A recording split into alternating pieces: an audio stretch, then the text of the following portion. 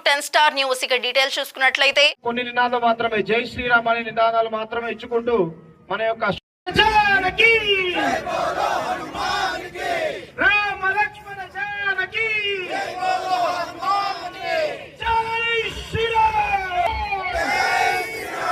జై శ్రీరామ్ జై శ్రీరామ్ భారత్ మాతా కీ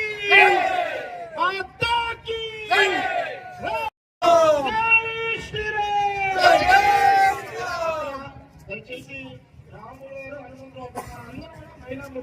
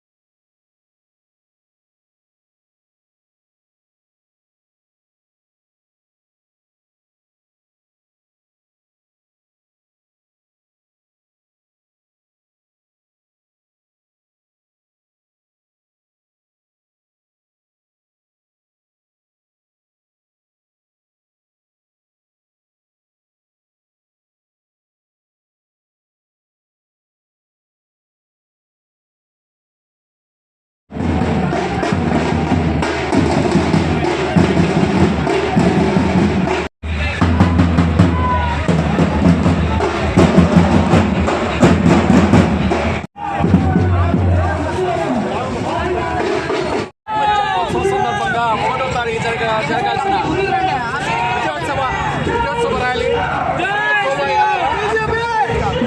ఈరోజు అనివార్య కారణాలు కూడా ఈరోజు జరుపుకోవాల్సి వచ్చింది. ఏది మార్చినా హనుమంతుని ఆశీర్వాద బలంతో ఎంతో ఉత్సాహంతో యువకులు, పిన్నలు, పెద్దలు, సన్నిహితులు, సమస్త హిందూ బంధువులందరూ కలిసి ఏకతాటి మీద వాళ్ళ ఐక్యత చాటులు ఈ హనుమత్ శోభాయాత్రని అత్యంత వైభవాన్వితంగా విజయవంతం చేసేందుకు ముందుగా హిందూ బంధువులందరికీ కృతజ్ఞతలు. మనందరికీ తెలుసు హనుమత్ జన్మోత్సవం హిందువులు ఎందుకు పవిత్రంగా జరుపుకోవాలో. హనుమంతుడంటే వ్యాకరణ శుద్ధి, దాంతోపాటు దేశం కోసం, ధర్మం కోసం, ధర్మరక్షణ కోసం, స్వామి భక్తి కోసం, వీటన్నిటికీ నిలువెత్త ఆదర్శం హనుమంతుడే.